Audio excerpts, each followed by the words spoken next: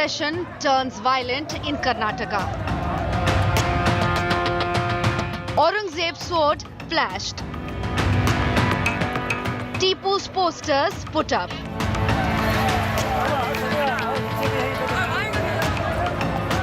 Clashes erupt between two groups. Stones pelted, cops targeted. BJP and Congress lock horns over communal clash. Who's stirring Communal Cauldron? That is our top focus at 6 p.m. prime. Good evening. You're tuned into 6 p.m. prime here on India Today. I'm Akshita Nandagopal, and this evening we'll be getting you all the latest updates coming in from Shivamogga in Karnataka when a religious procession turned violent. A story not new to the district of Shivamogga, and yet questions must be asked on what triggered, who started the violence and the clashes. We'll be getting you the latest on that. A look at the headlines first as always. Prime Minister Modi tears into Gehlot government, invokes Kanhaiyalal's murder in Udaipur, calls it an unforgivable sin, rakes up Bhilwara gang rape, claims betis are unsafe in Rajasthan. दिलाने के बहाने लोग आते हैं और बिना डर बिना खौफ के टेलर का गला काट देते हैं. Funds for Bengal showdown escalates. High drama at TMC protest in Delhi. Abhishek Banerjee not allowed to hold presser. Alleges conspiracy to stop protest.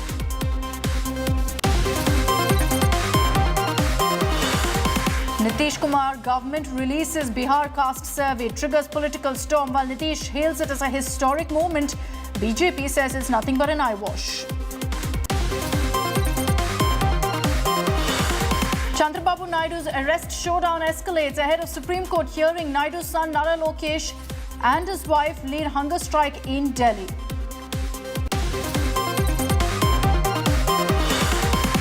Jagan's sister Y.S. Sharmila all set to join Congress in a couple of days. Sources say Sharmila offered the Khammam Lok Sabha ticket and Congress General Secretary post.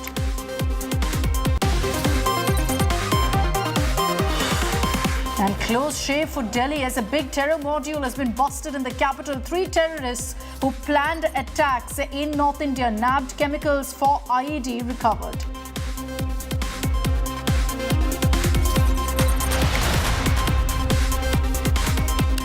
Absolutely shocking images that have come to the fore from Karnataka's Shivamogga, which witnessed tense moments last evening as a religious procession was taken out on the streets of Shivamogga. There were clashes, stone pelting that was reported subsequently after. Let's get you some of those images first. Huge posters celebrating controversial figures like Tipu Sultan and Aurangzeb were put up by participants of Sunday's Eid Procession. Another poster showing a distorted map of India on which Mughal Empire was written was also put up in the rally. Some of the youngsters who took part in the rally were also seen carrying machetes and other weapons during the Eid procession yesterday. Videos of them dancing, brandishing these weapons are now going viral on social media. Fanatics who also took part in the rally were seen holding what seemed to be a sword procession in Shivamogga. Calling the act a result of Congress's appeasement politics, BJP questioned why permission was even given. Even cops weren't spared. That's how emboldened this mob got. In these images, you can see stones being pelted at the police. Many of them were also injured. Security forces are on their toes. Ever since these clashes erupted in Shivamogga, the administration has imposed prohibitory orders. Over 50 people have also been arrested.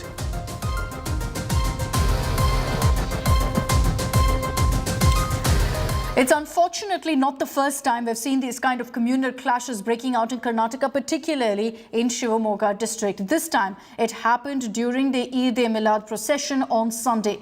15 people have been injured in the violent clashes. Over 50 people have been taken into custody. But it's come right down to the same question every single time about what kind of action has been taken, what triggered this violence and, of course, whether the administration took enough preventive measures.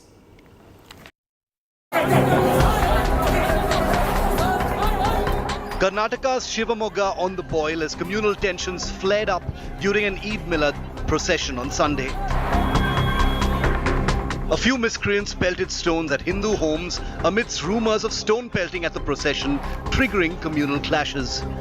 Protesters attempted to breach police barricades and pelted stones at the police. The police then had to resort to lathi charge to disperse the crowd and impose Section 144, which prohibits unlawful assembly. ರಾಗಿಗುಡದಲ್ಲಿ Eid Milad procession ಇರುವಾಗ ಯಾರೋ ದುಷ್ಕರ್ಮಿಗಳು ಕಲ್ಲು ತೂರಿದ್ರು ಅಂತಂದು allegation ಬಂತು. ಅದಾದ ನಂತರ ಸ್ವಲ್ಪ ಸ್ಕಿರ್ಮಿಷಸ್ ಆಯಿತು. ನಾನು ಕೂಡ ಸ್ಪಾಟಿಗೆ ಹೋದೆ ಇಮಿಡಿಯೇಟ್ಲಿ. ಸ್ಪಾಟಿಗೆ ಹೋದಾಗ ಅವ್ರಿಗೆ ಮಾತಾಡಿ ಕೆಲವರು ಕನ್ವಿನ್ಸ್ ಆದರು, ಕೆಲವರು ಕನ್ವಿನ್ಸ್ ಆಗಲಿಲ್ಲ. ಕೆಲವೊಂದು ಹುಡುಗರ ಗುಂಪು ಸ್ವಲ್ಪ ದಾಂಧಲೆ ಮಾಡಲಿಕ್ಕೆ ಅಂತಂದು ತಯಾರು ಮಾಡಿಕೊಂಡು ದಾಂಧಲೆ ಕೂಡ ಮಾಡಿದಾಗ ಇಮಿಡಿಯೇಟ್ಲಿ ನಾವು ಸ್ವಲ್ಪ ಇನ್ನೊಂದು ಯೂಸ್ ಆಫ್ ಫೋರ್ಸ್ ಕೂಡ ಮಾಡಬೇಕಾಯಿತು. ಅದಾದಮೇಲೆ ಇಮಿಡಿಯೇಟ್ಲಿ 144 ಸೆಕ್ಷನ್ ಕೂಡ ಅಲ್ಲಿ ರಾಗಿಗುಡದಲ್ಲಿ ಜಾರಿ ಮಾಡಿದ್ದೀವಿ. More than 10 people sustained injuries while over 50 were taken into police custody. Karnataka Chief Minister Siddaramaiah claimed the situation is now under control while condemning the violence. ಯಾವುದೇ ಧಾರ್ಮಿಕ ಕಾರ್ಯಕ್ರಮದಲ್ಲಿ ಬೇರೆಯವರು ಇನ್ನೊಬ್ಬರ ಧಾರ್ಮಿಕ ಕಾರ್ಯಕ್ರಮಕ್ಕೆ ಧಕ್ಕೆ ಮಾಡ್ತಕ್ಕಂಥದ್ದಲ್ಲಿ ಕಲ್ಲೆಸಿರ್ತಕ್ಕಂಥದ್ದಲ್ಲಿ ಅದು ಕಾನೂನು ಬಾಹಿರವಾದಂಥ ಚಟುವಟಿಕೆ. ಇಂಥ ಚಟುವಟಿಕೆಗಳನ್ನು ನಮ್ಮ ಸರ್ಕಾರ ಸಹಿಸಲ್ಲ, ಹತ್ತಿಕ್ತೀವಿ ಅಂತಕ್ಕಂಥ ಮಾತುಗಳನ್ನು ಹೇಳಲಿಕ್ಕೆ ಬಯಸ್ತೇನೆ. ಈಗ ಶಿವಮೊಗ್ಗ ಸಂಪೂರ್ಣ ನಿಯಂತ್ರಣದಲ್ಲಿದೆ. Home Minister G. Parmeshwara said trouble was expected. ಹೌದಂದ್ರೆ ಇದೆಲ್ಲ ಏನು ಹೊಸದಾಗಿ ಏನಾಗ್ತದ ಆಗಿದೆ, ಅದನ್ನ ನಿಯಂತ್ರಣ ಮಾಡೋದಕ್ಕೆ ಸಮರ್ಥರಿದ್ದಾರೆ ನಮ್ಮ ಪೊಲೀಸ್ನವರು, ಮಾಡ್ತಾರೆ. ಈಗ ನಮ್ಗೆ ಗೊತ್ತಿತ್ತು ಅಲ್ಲಿ ಟೆನ್ಷನ್ ಇದೆ, ಪ್ರೊಸೆಷನ್ ಹೋದಂತ ಸಂದರ್ಭದಲ್ಲಿ ಏನಾದ್ರೂ ಆಗ್ಬಹುದು. The BJP has slammed the Congress government for allowing swords in the procession in the district celebrating Muslim rulers Aurangzeb and Tipu Sultan while putting restrictions on Ganesh processions. Right from day one, this government is supporting all the forces who are into number two businesses and lot of clubs and illegal alcohol sale. Appeasement politics of Congress government has led to all these communal violences. Communal clashes have returned to this sensitive district of Shivamogga, which was once the epicenter of the Savarkar versus Tipu showdown in the run-up to the Karnataka Assembly elections. Bureau Report, India Today. Let's bring in Sagai Raj for more details on this story. Sagai, what's the current situation in Shivamogga? 144 section has been imposed in Shivamogga, and so far everything is peaceful, everything is under control, unlike yesterday.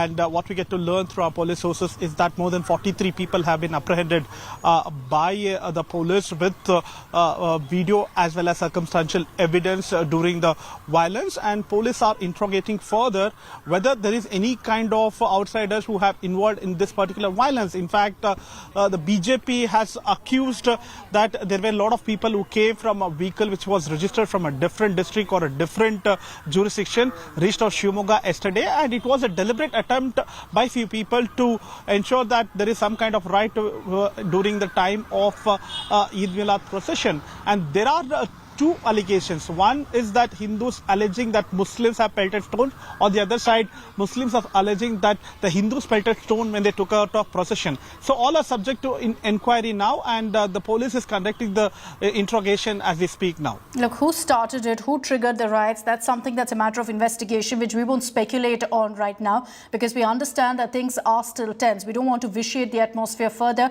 Thanks very much, Sagai, for getting us all of those details, the factual accounts that have come forth so so far. Let me open this up now. Joining us on this broadcast is Bhaskar Rao, spokesperson of the Karnataka BJP, who has also served as the Commissioner of Bangalore Police and knows a thing or two about law and order. Aishwarya Mahadev, Congress spokesperson, is also with us. Namaskara. Good evening to both of you. Aishwarya, if I can begin with you. Will the Congress government here admit that there was a clear security failure in recognizing the threat at hand, in ensuring adequate security deployment as well in this kind of a massive procession happening in a sensitive district like Shivamogga? Good evening, Akshita. I think first and foremost, the Congress government and the district administration there had taken all precautions necessary because of the fact that they were able to bring the situation under control. The Congress government has unequivocally stated that any sort of skirmishes based on religious or dharmic lines is something that the Congress government condemns with the strongest words and action, and the police have brought the situation under control. There are more than 40 people who have been apprehended, and all sorts of reports, or whether it was weapons, whether it was inflammatory statements, or whether posters, all of it is being looked into by not only the police but also the district administration. And I think the government has done everything to ease the situation, because just in less than a day you see that the situation is back to normal. Police have tried their best also, and you have to applaud them for their quick action in this case to prevent something that could have become even bigger, because if you know this, that Shivamogga is a district that has always been very volatile, and also with symptomatic of the larger problem of the communal tensions used for vote bank politics that you've seen there for decades at hand, Akshita. And I think that the government has had a decisive action in this and has taken what necessary steps had to be taken. No, but Aishwarya, this was a reaction. Shouldn't steps have been taken to prevent this in the first place? You haven't answered my question on whether enough was done to ensure something like this could have been avoided. So the argument from what you're trying to tell me is, should I have said we will not allow these people to have a procession at all?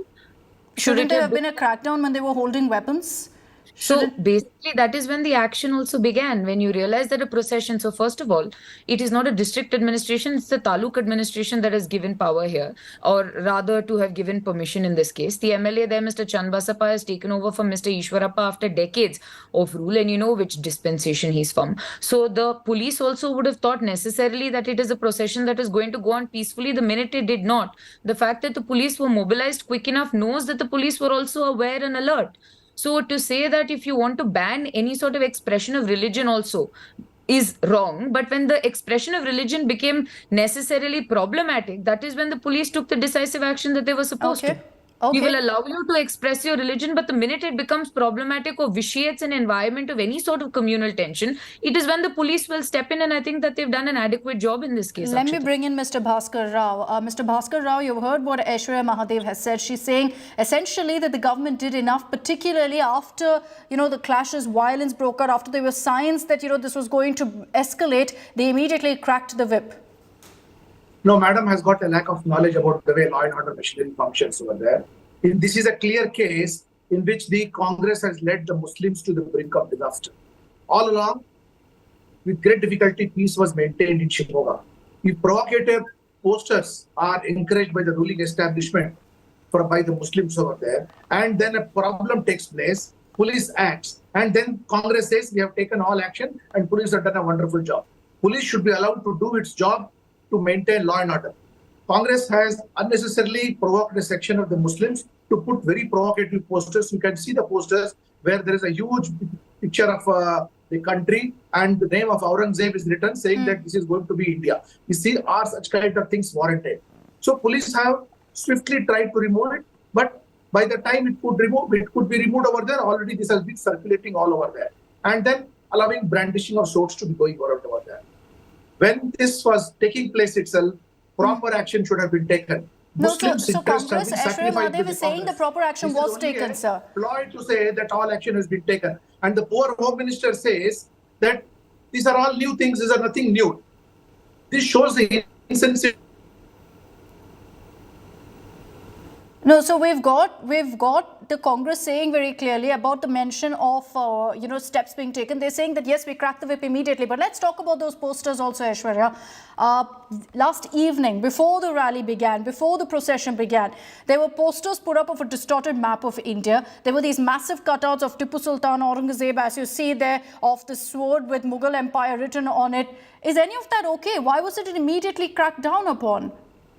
You know, Akshita, completely. I believe that anything or any sort of poster that threatens the integrity of what is India or actually goes against or creates an inflammatory situation is necessarily wrong. Yes, one. Second is the Taluk administration here, along with the local MLA, along with the town panchayat, should have been far more vigilant in terms of permission for the posters to also be given. And I asked Mr. Bhaskar Rao, I may have very, very menial sort of knowledge about the police, sir, because I don't have a career as prolific as yours, and so much so that you have to contest from the BJP. But Akshita, you should ask them, who is the MLA there? It's a BJP MLA. Who is the town council there? It's a BJP run town council. The Tahsildar also answers to whom?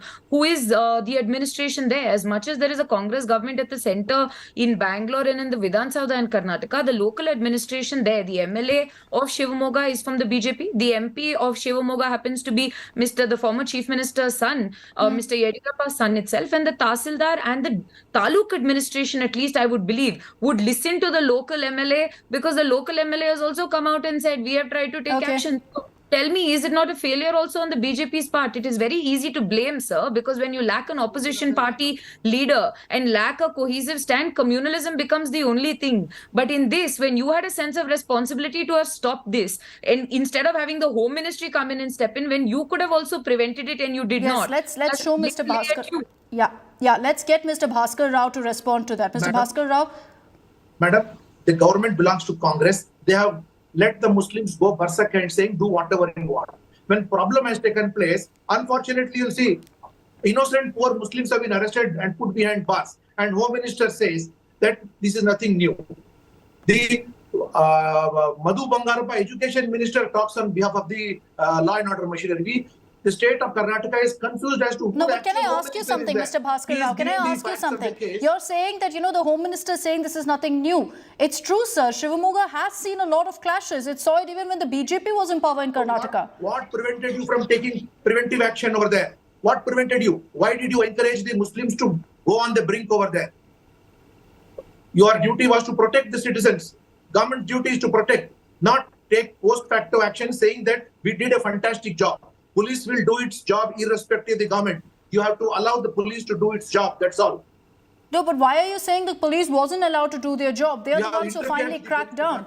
Not allowed them to perform their job and allowed people to put provocative posters. What do you think people are going to see? Watch the posters and applaud or what over there? They are going to get agitated over there. Why was such provocative posters put over there? And finally, police had to remove it. But by the time it could be removed, all hell has broken loose. And finally, you have ended up arresting people from the minority community and got criminal cases booked against them. What is it that you have achieved? You have only sacrificed the interest of Muslims over there. Okay, Aishwarya Mahadev, respond. So precisely, Akshita, sir has not answered the question that I've also asked him. Who gave them permission to put the posters up there? When I've told you, like, the local MLA, the local council, the Taluk administration and the MP there happen to be from the BJP, irrespective of what the government is in the center. Why is it that at the local level that you did not take enough action? Are you trying to tell me that the complete Taluk administration, the MLA has no power? No, but are you also telling me then that the state government has no power? No, what I'm trying to say is, as much as the BJP believes that all power emanates from one place, there is basically disinvestment of the power to the extent that the Taluk administration, the town councils, the local bodies also have power, especially in regulation of posters, regulation of who gives permission to processions. One second, I did not interrupt. I'll come back to you, Mr. Bhaskar Rao. Yeah. Akshita, it is very problematic when an act of violence is taken out for somebody as responsible as Mr. Rao to come out here and suddenly start not only vilifying but also turning out and putting an entire community on the victim vilify sort of plank. While the simple answer is this: an act of violence took place. Is it condemned? Yes. Okay. Was action taken? Yes. Third, is Shivamogga in a better situation today than it was yesterday? Absolutely yes. This is not like... I'm running out of time, so I'm going to allow Mr. Bhaskar Rao quickly to make that intervention so I can give Aishwarya a chance to respond. Mr. Bhaskar Rao, your question to Aishwarya. Yeah. Madam, first of all, knowing very well that place is communally sensitive, lot of prior action should have been taken. The government of the day has failed to take. So Congress is saying that the local administration had a role to play. What's your response to that, sir? Who is the local administration? Congress is the local administration. There could be a BJP MLA, there could be a BJP MP, but who runs the government over there? If BJP is not running the government over there, Congress is running the government over there. Okay. So you're saying the state government is to blame. I've run out of time. But Aishwarya Mahadev, Mr. Bhaskar Rao, thank you for joining us. Post facto, What we're seeing... Yes, Madam, sir. please see, it is the poor Muslims who have been arrested. They are the ones who are injured, and they are the ones who... No, we'll wait for the investigation. We'll wait for the investigation to go forward there. We'll wait for the investigation, sir. We're not going to jump the gun on who is innocent and who's not. But Aishwarya Mahadev, Mr. Bhaskar Rao, thank you for joining us. What's clear is that in Shivamogga right now, which is a communally sensitive district, nothing has changed. Whether it's this side or that, months on, this is the second incident of violence that's being reported in this district. Governments have changed. Clearly, nothing has in Shivamogga. I'm slipping into a very short break here on 6 p.m. Prime. Coming up on the other side, we'll get you a news break about a shocking Vande Bharat conspiracy that's come to light.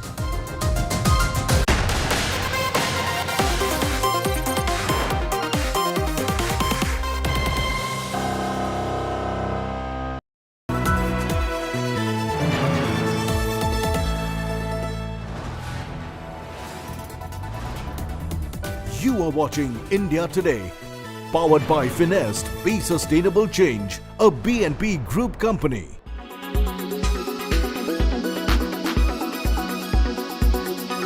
It's extremely important that all of us continue to engage constructively and seriously with the government of India.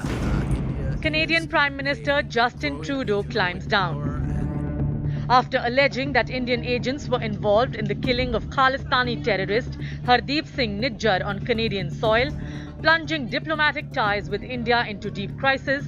Trudeau is lowering the temperature. In a fresh statement, Trudeau has said Canada is still committed to building closer ties with India. I think it's extremely important that all of us continue to engage constructively and seriously with the government of India. India is a growing economic power, an important geopolitical player. And as we presented with our Indo-Pacific strategy just last year, we're very serious about building closer ties with India.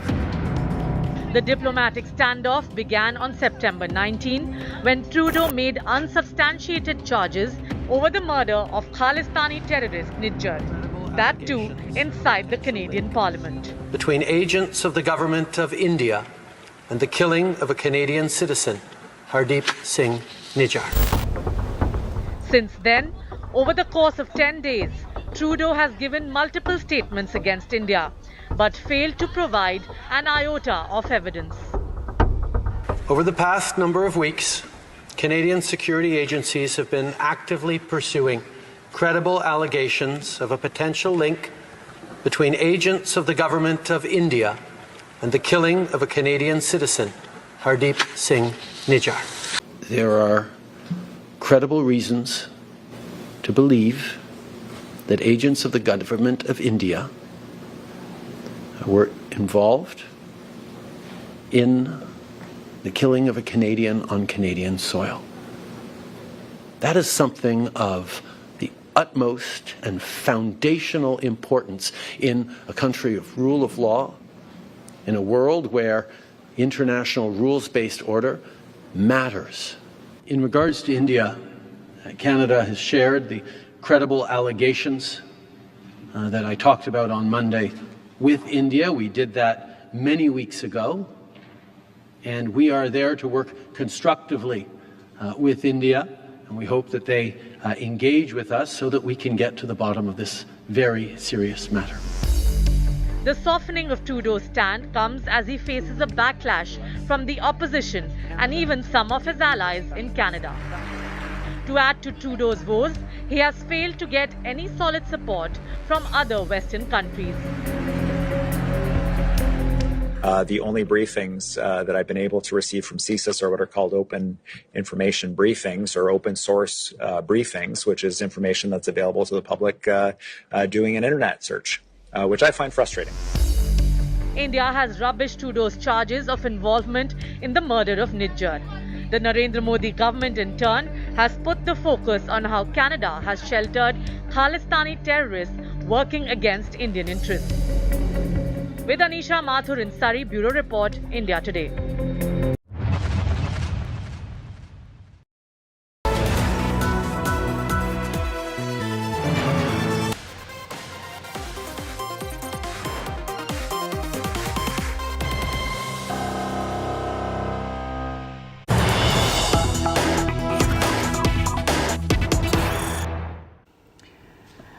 Here's a news spray coming in of a shocking attempt to derail a Vande Bharat train, which was fortunately averted. Rocks and rods were actually placed on the tracks to ensure that the train was in fact derailed. The train driver, extremely alert and an absolute hero, applied the brakes in time after he saw that there were some rocks blocking the path on the track.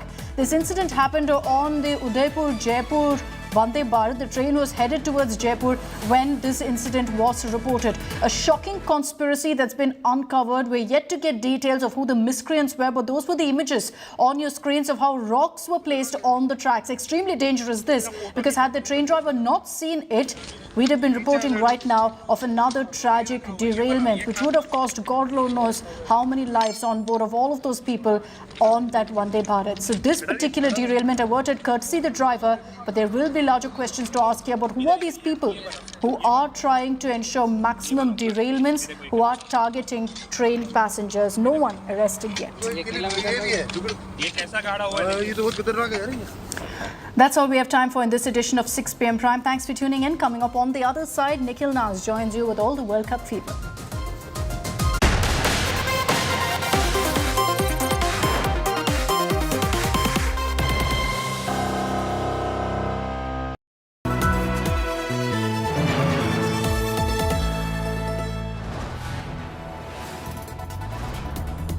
You are watching India Today, powered by Finest, Be Sustainable Change, a BNP Group company.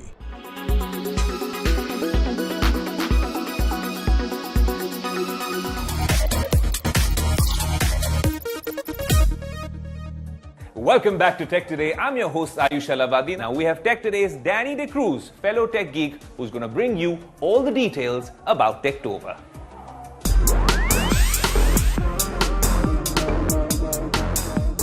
If you think the month of September was filled with smartphone launches, you're in for a big surprise. There's a long lineup of smartphones coming in the month of October, but don't worry, we are here to sort this out for you and even tell you which are the ones you should be excited about. Let's start with the big one, the Google Pixel 8 series. Now there are two phones that are coming in this series, the Google Pixel 8 and the Google Pixel 8 Pro.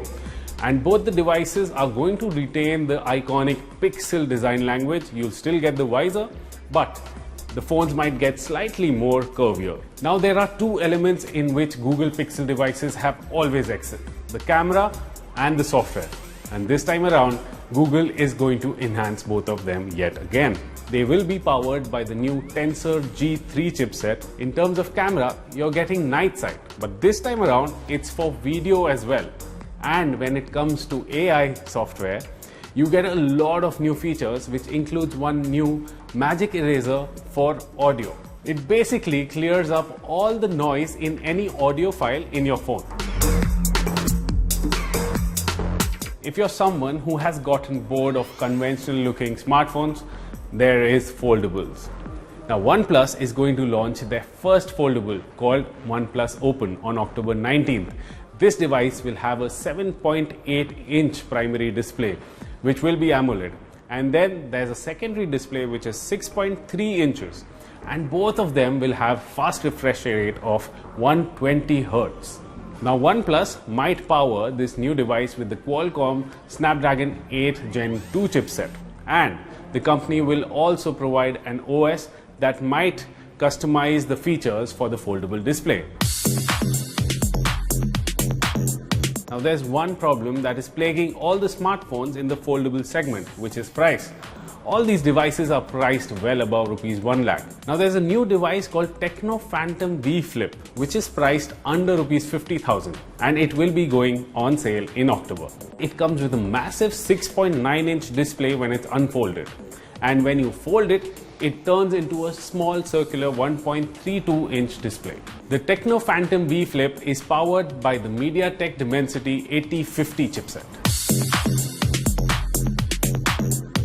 Now, moving on to the next fan favorite, the Samsung Galaxy S23 FE. Now, this is a hotly anticipated phone because it comes with a lot of flagship features and is expected to either come with a Snapdragon chipset or an Exynos chipset. It comes with a triple camera setup. Now, Samsung has already been teasing this new phone with the phrase, the new epic. And looking at those teasers, we know that it's a triple camera setup. And like every fan edition, this phone will also be great for photography enthusiasts.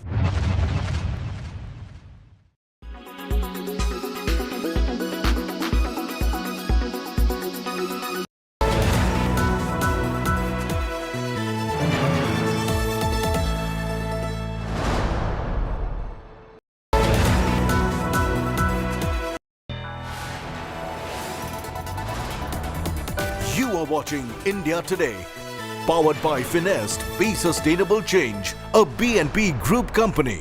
Co-powered by आपके भरोसे के लिए max life insurance.